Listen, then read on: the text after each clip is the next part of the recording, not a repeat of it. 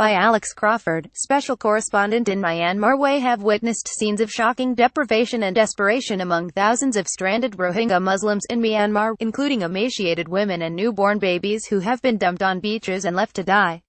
Sky News has managed to film the first independent evidence from Rakhine State, the center of Myanmar's brutal crackdown against the Rohingya. It shows a truly alarming humanitarian crisis of huge proportions is taking place right here, right now, as you are reading this. And there is little intervention by the international community to halt it. Image: the situation is a humanitarian crisis of huge proportions. It also puts paid to the claim by the Myanmar authorities that its army is simply enforcing security to curb terrorist activity. We traveled by fishing boat in the middle of the night via a circuitous route from South Bangladesh to Myanmar. We are keeping the journey details secret to avoid the route being closed down by either the Bangladeshi or Myanmar authorities. The Rohingya crisis: all you need to know. When we landed at Dankali Sor in Mongda district, there were crowds of people already in the shallows crying out for help. An elderly, severely malnourished woman was amongst the first we saw. Her arms and legs were so shrunken with lack of food, she could barely stand.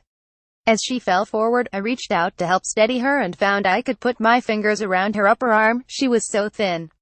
We saw rows of babies who had been born on the beach. Image: more than 600,000 Rohingya Muslims have fled from Buddhist-majority Myanmar to Bangladesh since late August. Image: in desperation, refugees are building makeshift rafts to try to cross the Bangladesh-Myanmar border. Image: young children and the elderly struggle to cope with the lack of food and water, and poor conditions. Image: a mother and father hold their two young children ahead of the crossing. Image: driven from their homes after a military crackdown, many have lost everything they own. Image: a young Rohingya boy cries as he disembarks from the crossing. Image: after the perilous raft journey, refugees continue their journey on foot. Image: a girl carries all her possessions on her head as she walks to a refugee camp. Image: a young boy peeps through a bamboo barricade at a Bangladesh refugee camp. Image: the Rohingya are regarded as illegal immigrants in Myanmar and most are stateless. One was delivered the day before we arrived, and still had her umbilical cord attached. Another had a swollen, distended stomach through lack of food. The crowds told us over and over again how the Myanmar military had driven them here, burning their homes and forcing them to flee. They are slaughtering us, destroying our houses, and raping our women, one young man told us. They spoke about being trapped on the beach, some for as long as 2 months. Why is the Rohingya crisis not classed as genocide? Image: a man holds his child as he swims across the border in October. Image: Rakhine State lies on the western coast of Myanmar. The military, they say, has laid mines beyond the beach, preventing any of them going back into Myanmar. So here they are stranded on sand waiting for help, which never seems to arrive.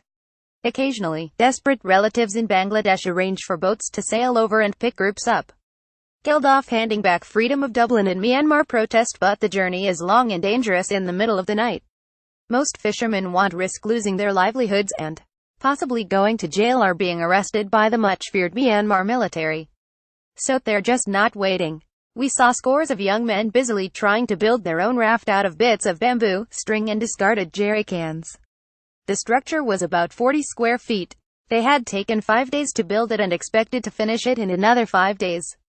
Video: Rohingya women speak of torture and rape. The structure will be packed with families, some with very young children and babies, all balancing on top of this flimsy, homemade raft, and they will try to reach Bangladesh by paddling their way there. It is sheer desperation. It is difficult to imagine what further evidence the outside world needs to be convinced of the barbarity of what is going on in Myanmar.